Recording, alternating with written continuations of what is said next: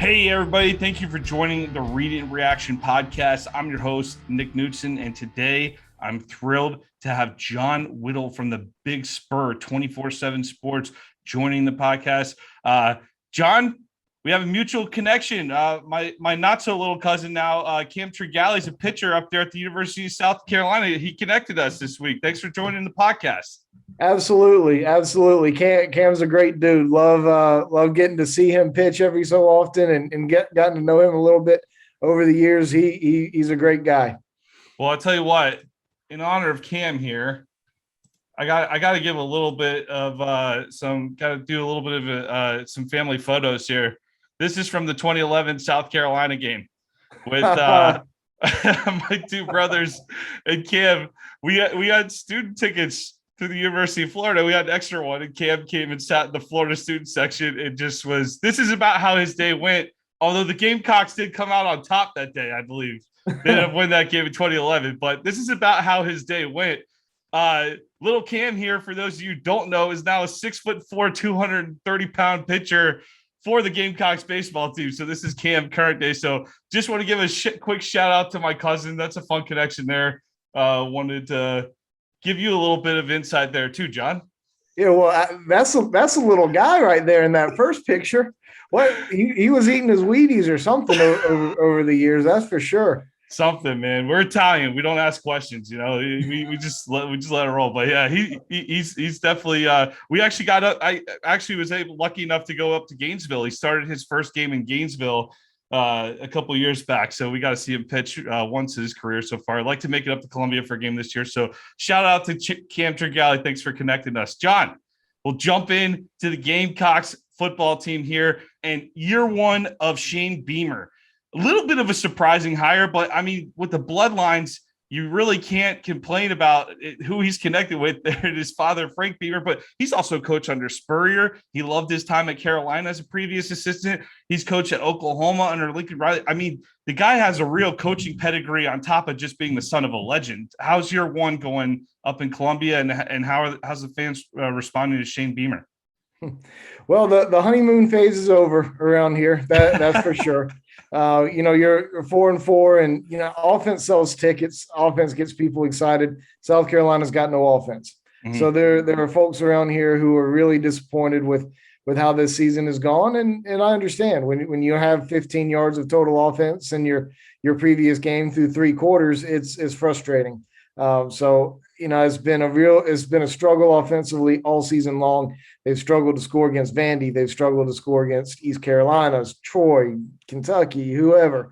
It's been a challenge from the word go. Even struggled against Eastern Illinois the first quarter of the game in the season opener. Went on to score some points in that one, and folks felt a little better. But man, Shane was welcomed with open arms, and he's still very, very highly thought of around here. There's a lot of hope with a lot of people for him going forward. But, offensively right now, offensive coordinator Marcus Satterfield, it's been a struggle. It's been a real struggle. Well, part of that storyline has to be easily the quarterback position. Luke Doty came on last year, mobile quarterback, maybe not the arm downfield. That's going to be a guy who plays on Sundays, but he had the looks to be a solid college quarterback.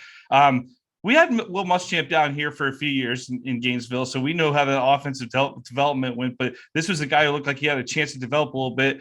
He's been dealing with a bit of the injury bug, even though he's been playing. So he hasn't been totally his full self this year. But you've seen the storyline of Zeb Nolan has been fascinating. He coming in, supposed to be a graduate assistant, and they activated him to the full roster during fall camp. He came over. He played in the spring at North Dakota State after transferring in there from Iowa State and sitting behind Trey Lance, who was drafted by the 49ers this year.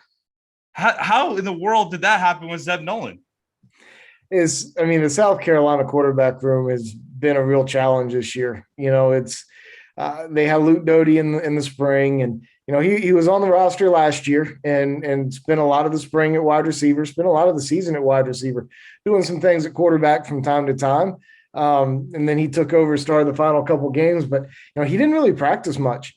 there. So he needed a lot of reps going into the year, and then he broke his foot the first scrimmage of preseason camp, and was sidelined until the third week of the season. He practiced. He played 16. I think it was 8 full practice snaps, like 11 on 11 practice snaps before going in against Georgia. So he missed so much time, but they knew behind him at quarterback was not a whole lot. Jason Brown and Colton Gauthier both went through spring practice a little bit. Jason Brown didn't get in until the first part of March, so he missed a little bit of spring practice. Colton's a true freshman who played at a small private school in Georgia, so it's not like he's been going up against great competition. Anyway, all that comes around to Zeb Nolan being on the staff, who joined the staff in the summer months after he got done at North Dakota State. And, they figured out he had a year of eligibility and decided to go through the process of seeing if he could be eligible after being on staff for so long. So he started practicing about 2 weeks before the season starts. He started practicing, I guess it was right after, Luke Doty had gotten injured. The process started before Doty got hurt, but the whole quarterback situation has just been a mess all year long. Haven't been a whole lot of guys. Jason Brown is probably going to start this weekend. He was so far behind at the end of spring practice that Colton Gauthier was ahead of him. The walk-on Connor Jordan was ahead of Jason Brown coming out of spring practice. I mean, Jason was the fourth quarterback to go into the game that day. And, it's been an adventure at that position. And, any football fan knows that regardless of what level you're at, high school, college, NFL, you got to have something solid at quarterback to be able to have a very good offense. And, South Carolina hadn't had that. Doty out for the season with an ankle. Did Zeb just did a meniscus, right? Got a meniscus repaired? Correct. He had his meniscus repaired last week, and they're saying that he'll be available this Saturday. I can't believe that that's going to be true unless it's an emergency situation. He had surgery last week. Right. Putting a guy out there, less than 2 weeks later, I can't really see it happening. Certainly he's not going to be effective if he's out there. He was at practice on Sunday. He threw the football around a little bit today. That's what we were told. What that means exactly, I can't imagine he's in there practicing 11 on 11. But he was at practice on Sunday, which I guess is good. I wouldn't be out of bed 5 days after knee surgery, I don't think. So he was there.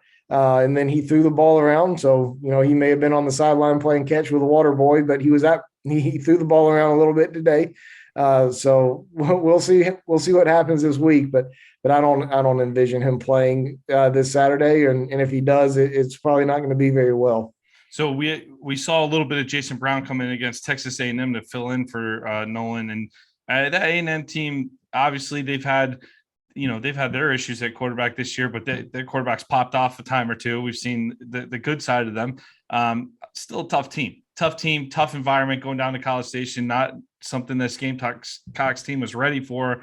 But what did you like from what you saw from Jason Brown, and what can the Gators really expect to see from him? Well, he's a little bit more athletic than and healthy. Luke Doty's got great athleticism. He's got great speed. Luke Doty was the fastest guy on the team prior to breaking his foot and continuing to play this season on a broken bone in his foot. Zeb Nolan is not mobile at all and not particularly athletic, but Jason Brown brings a little bit of that. And with the way South Carolina's offensive line has played all year this year, they need that. So, I'm a little bit hopeful for him and the South Carolina offense that struggled all year long, that they can go out there and play a little bit and make a few plays, I guess I should say, and maybe provide something for folks to give folks hope, something to cling to. But I think that's what's most intriguing about Jason Brown for the folks around here is his ability to extend some plays and perhaps produce something off schedule that can be beneficial for this offense. Well, one aspect of this Gamecocks offense that we didn't really have many questions about coming into 2021 was Kevin Harris at running back. He had a fantastic season last year. He leads the backfield with 70 touches this season, but he's really yet to regain the form we saw in 2020. We've seen it's really been there's been four backs cycling through here. Zaquandre White, Marshawn Lloyd, Juju McDowell have all played a role this season. Why is the running game struggle? Are we seeing is it rooted in what's going on up front with the offensive line? Yeah, I mean, I think that's mainly it. And there's been some disconnect with what South Carolina is trying to do offensively from a scheme standpoint. What Marcus Satterfield, the offensive coordinator, is trying to do isn't lining up with what's going on up front. There's a disconnect there. I'm not saying that South Carolina's offensive line was great last season, but they brought back four starters from a pretty good offensive line a year ago, or at least when it came to running the football. They were abysmal in pass protection. They gave up way too many sacks, gave the quarterbacks no time to throw last year. They weren't very good when it came to pass protecting, but they did open up some running holes for Kevin Harris last year, obviously, for him to be able to lead the league in the regular season in rushing. So they haven't been able to do anything like that this year. There've been blown assignments all over the place, whether it's running the football, whether it's passing the football. I can't sit here and blame all the problems on Greg Adkins, the offensive line coach. There's a disconnect there somehow between what he wants to do as a line coach and the offensive coordinator and the system that they've set up. So I think that's the root of the problem when it comes to Kevin Harris specifically. South Carolina played its last game the first week of December last year. He missed all of spring practice. He missed a lot of summer workouts. He had a back problem and ended up needing to have some sort of surgery on his back. And then he didn't go through any contact through most of the preseason. He practiced a little bit, then was in COVID protocol right before the season, actually missed the season opener against Eastern Illinois. So he went about 10 months without taking any contact and without doing a whole lot. Those back problems can linger. So, that's why he got off to such a slow start individually from just a personal standpoint, but the running game in general just hadn't been much there all season long. Yeah, sounds like there hasn't been that real commitment to it like they've had in the past, based on what you're saying there. In the passing game, however, 7 Gamecocks have accounted for 10 receptions or more this season. Van and Joyner are the leading wide receivers on the team. But the tight end room, Jaheim Bell and Nick Muse, they've combined for 29 receptions and 4 touchdowns.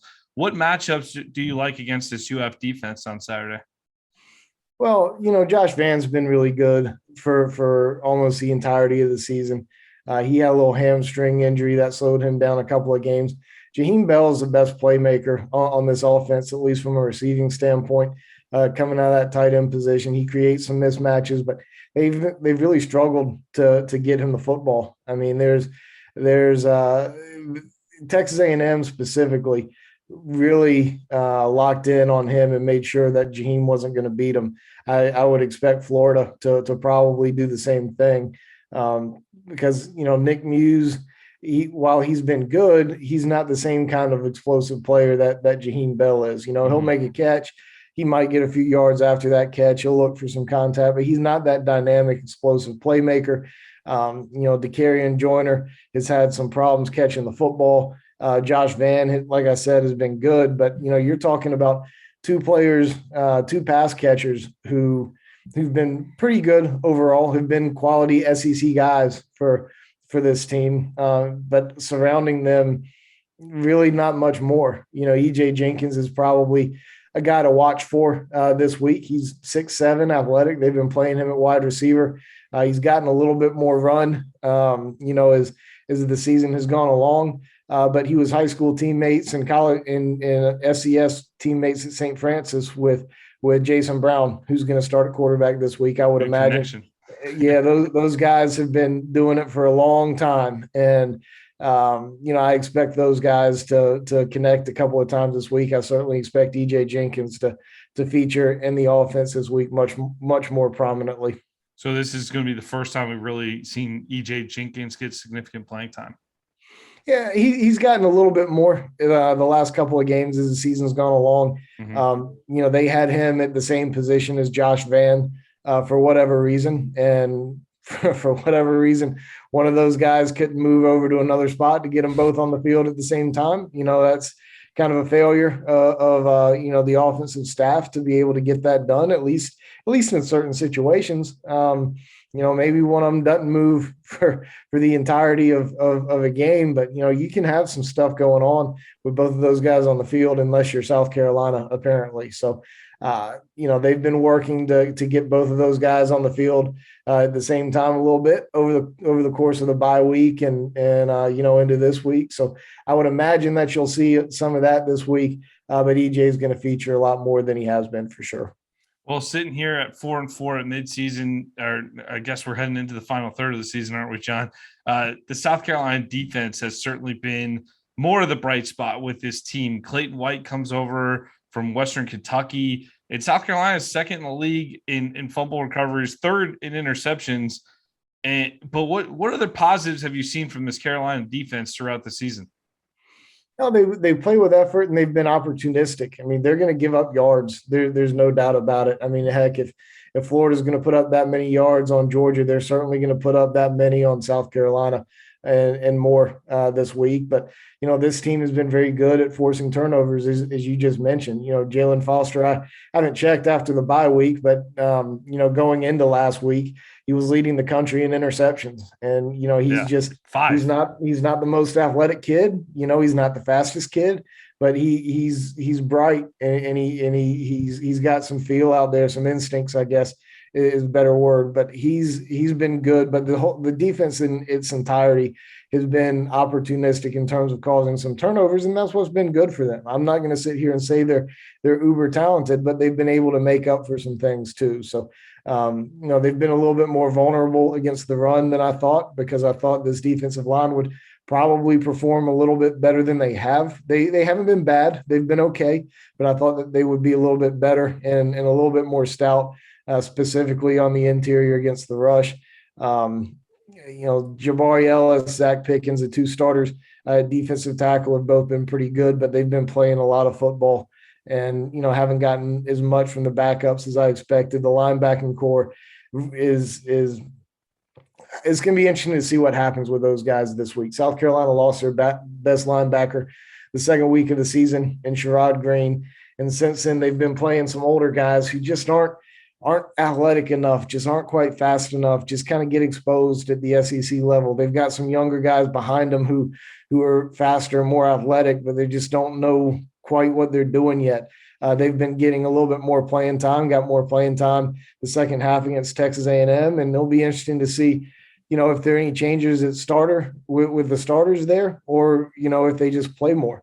And if they play more, if they play better than these older guys. So, run defense has been a little bit vulnerable, and the way Florida was able to run last week against Georgia, it's going to be. I mean, that's kind of the key for me this week is how South Carolina is going to be able to combat that. Especially hopefully we'll get a little more openings there for Anthony Richardson this week. If assuming he's all good, we didn't really get a solid injury update on the guy, but either way, him and Emory, they could definitely run the ball too, the quarterback position. So we'll see how that goes. But hey, you mentioned Jaylen Foster. I wanted to touch on him real quick. Do you expect, he's a former walk-on, but do you expect him to be a serious contender for the Thorpe Award for the nation's best defensive back?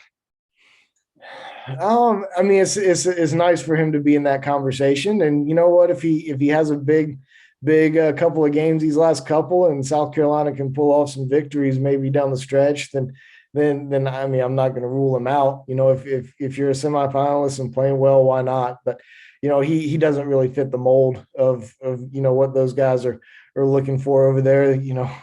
If you win a Thorpe Award, you're usually a first round NFL draft They pick. typically are. And Yeah. and But that's that's why he's a great story, yeah, because he's it so the is. It opposite is. of that.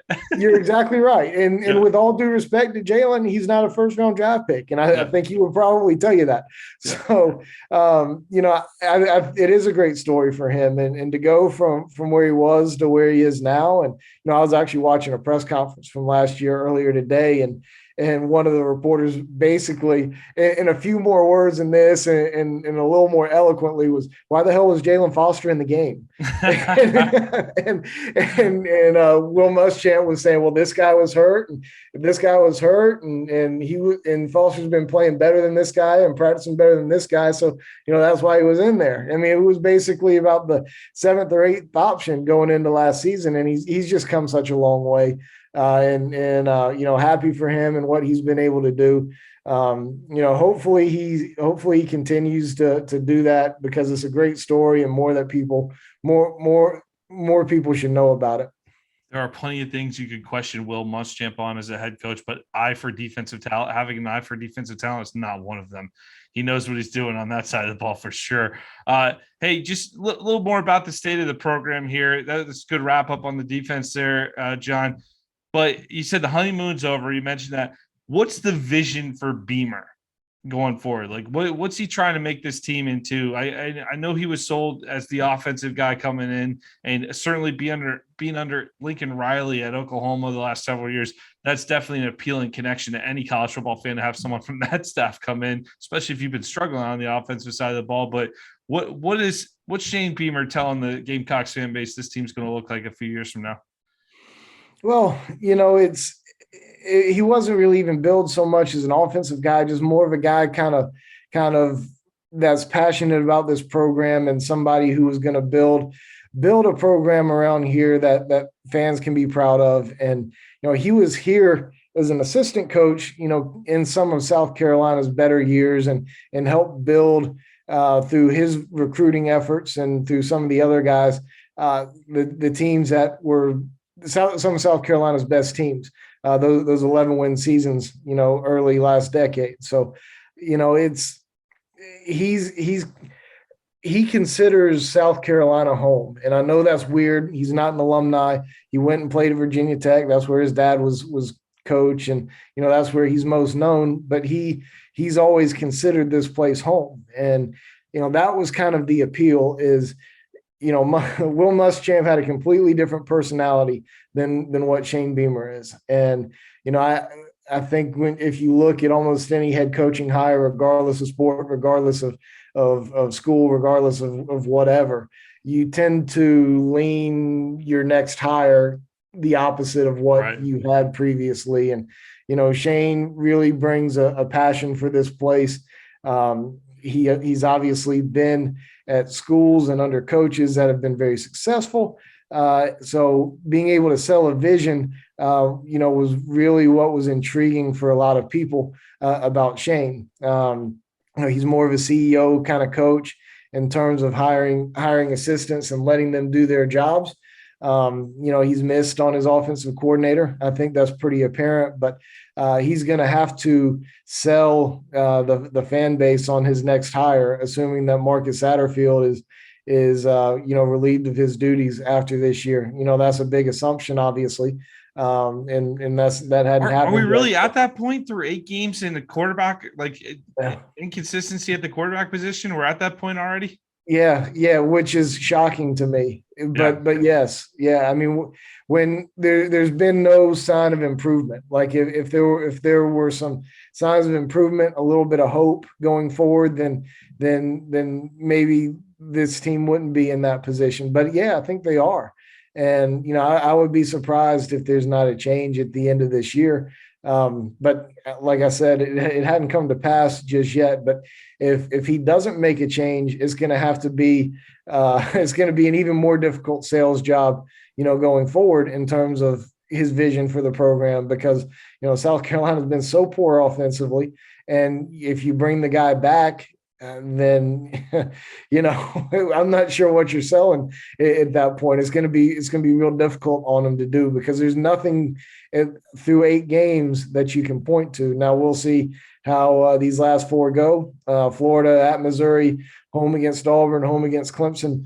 A couple of good defenses in there too. So we'll see how it goes. Maybe there's something to cling to over these next 4. But seeing 15 yards of total offense through 3 quarters against Texas A&M a couple of weeks ago, going into the bye week, regardless of who the quarterback is. One of the most explosive plays all season long has been a fake punt by the punter, or a pass by the punter on a fake punt. So, when your punter is one of your top explosive playmakers, then you're struggling on offense. So, we'll see how that one goes. But the future doesn't look so good right here for South Carolina's offense. Well, despite the struggles, still sitting at 4-4 with an opportunity to go bowling in year 1 of Shane Beaver. I don't think a lot of people expected that this season. You look coming into the year, for the last several years, Clemson has risen up. Obviously, we know what they've become on the national scene. You got Georgia in the East. Florida was on the upswing until this season, coming in the East. But hey, South Carolina, that's a chore right there, being in the same state with Clemson, playing Georgia as one of your main East rival. I mean, and then, hey, on top of it, cross division, Texas A&M, who's been up and coming themselves as well. So it just feels like this program's been buried a little bit over the last few years. On top of their own struggles, their rivals are getting better and better. With Clemson dropping off a little bit this year, first off, do you expect that Clemson drop off to, is this the real thing, or is this just a one-hit wonder where they're just down for a season? And does South Carolina have an opportunity for an upset final game of the season against the Tigers?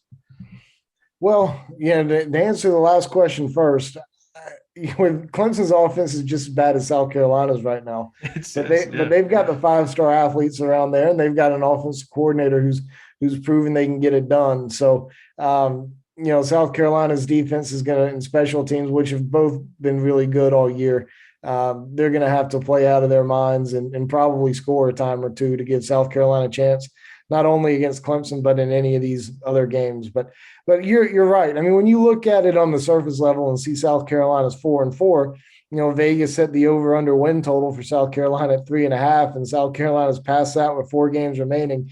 Like, you look at that on the surface level and think, okay, that's good. And then you look at the Kentucky game early in the season, and there's no reason that Kentucky should have been undefeated. Right. South Carolina should have won that game, lost 16-10, and got no points, but with 3 possessions in plus territory and a fourth, just on their side of midfield, no points. And you can't, that game was on a tee. You never led against East Carolina until the clock was at 0. Parker White hit a game-winning field goal to beat East Carolina, and by I forget what the score was, but never led. 23-20.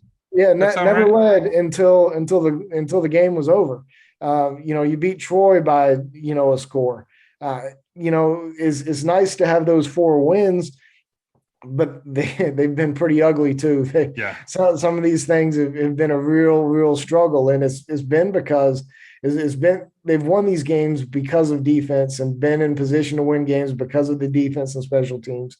And, that's why the offense is taking so much heat, because you're getting so much good play from 2 phases of your team, and so poor from one that, you look at this and can easily say this team should have won 5 games instead of 4, or maybe even 6.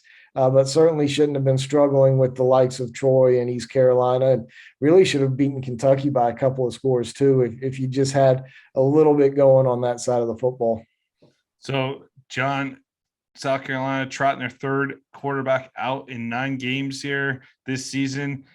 How are you feeling about the Gamecocks Saturday? Let's put you on the spot and get a prediction here.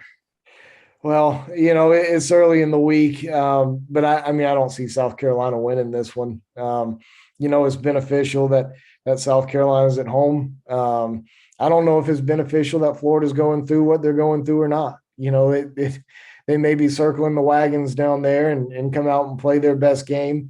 To to me, that wouldn't be a shock if that were to happen. But it can go the other way too. I mean, this game's going to be really tough to predict, I think, because just because we don't really know what the state of Florida's team is going to be coming into this one. But I know that I've seen enough of South Carolina through 8 weeks that I can't predict a whole lot of points from this side. I don't expect some kind of rebirth after the bye week with a first time starting quarterback who's only been okay. So I can't sit here and predict a lot of points. Maybe if Florida's not doing what they're supposed to do offensively, and South Carolina's continues to be opportunistic, maybe it'll be a closer, low-scoring game. But if Florida comes out and is able to gash South Carolina in the run game and have some explosive plays from that quarterback position in the run game, then I think that Florida will probably win this game by 10 or so at least.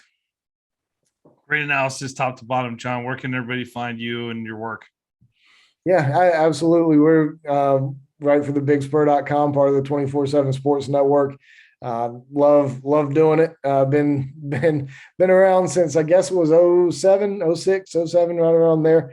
But we love it on 24/7 Sports. We cover football, basketball, and baseball. In deep detail. So love doing all of it. South Carolina's got their first basketball exhibition on Thursday night. So it's a busy week for the Gamecocks for sure. It's already basketball season. That's crazy. That's I know crazy. it is. Football flies. Whenever football starts, it just flies, doesn't it? Mm-hmm. Yeah, for sure. Hey, John, thanks a lot for coming on and previewing the Florida South Carolina game Saturday. Be sure to check out more this week on Read and Reaction. We got more coming for you. Thanks for joining us.